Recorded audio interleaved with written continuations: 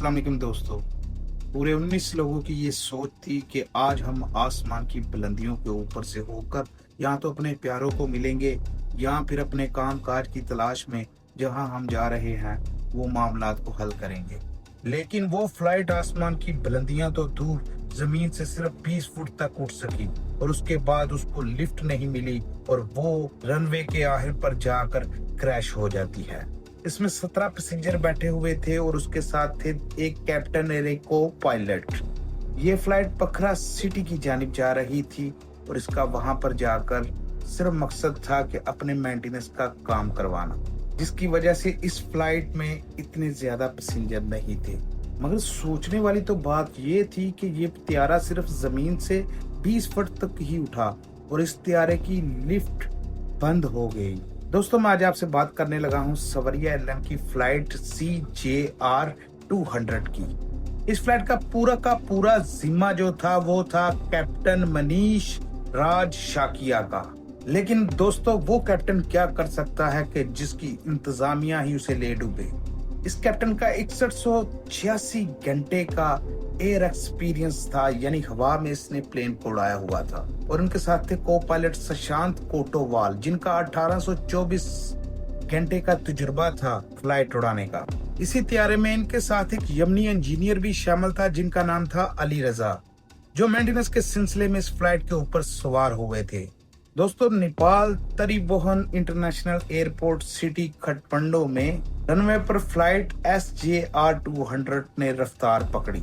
Cockpit से राब्ता करते हैं कैप्टन मुकेश डांगोल, जो एयर ट्रैफिक कंट्रोलर थे।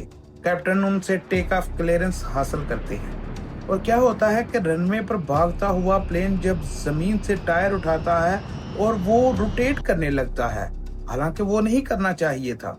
एक तो प्लेन हवा में होता है और उसके साथ रनवे के आखिरी किनारे पर होता है, जहां पर वो अचानक उसकी लिफ्ट खत्म हो जाती है और वो प्लेन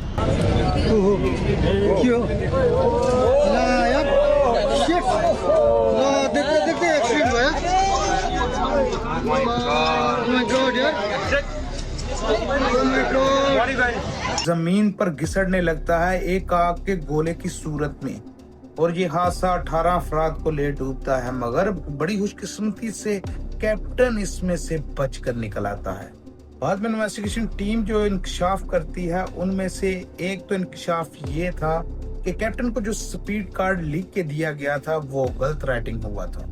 दोस्तों, हवाई सफर जो होते हैं वो ऐसे ही नहीं हो जाते, उनकी कुछ कैलकुलेशन होती है, उनका कोई वेट मैनेजमेंट होती है, उसके साथ उसकी कितनी स्पीड होनी चाहिए जब वो प्लेन जमीन से उठ रहा हो, ये सब कुछ कैप्टन को भी लिख के दिया जाता है एक प्लेन के हिसाब से।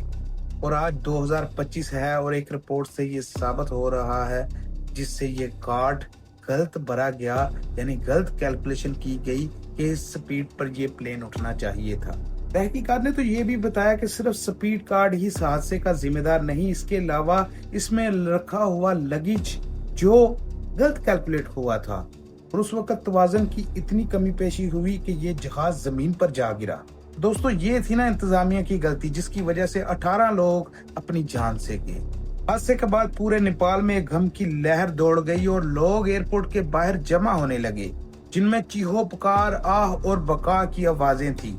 आलमी सतह पर भी ये खबर बड़ी तेजी से फैली। माहिरीन ने सवाल उठाया कि एक गलत कार्ड और चंद कागजी अदादो शुमार किस तरह इतनी बड़ी तबाही ला सकते हैं। ये दोस्तों एक ऐसा सबक है कि फ्लाइट सेफ्टी के छोटे छोटे पहलुओं के ऊपर भी नजर रखनी पड़ती है और आसमान तो गलती की गुंजाइश छोड़ता ही नहीं। और दोस्तों, कैप्टन मनीष राज शाकिया जो थे वो उसके बाद हॉस्पिटल चले गए और जैसा कि ये हादसा 2024 में हुआ था और पता चला है कि उनकी हालत अब कुछ बेहतर है, इलाज वगैरह करवा रहे हैं। तो दोस्तों, जैसे सब कहते हैं मैं भी कह रहा हूँ, मेरा चैनल सब्सक्राइब करें, वीडियो को शेयर लाइक करें और कमेंट में अपनी राय का जरूर इजहार करें। मिलता हूँ नेक्स्ट वीडियो में। मेरा नाम है माजिद। अल्लाह हाफिज।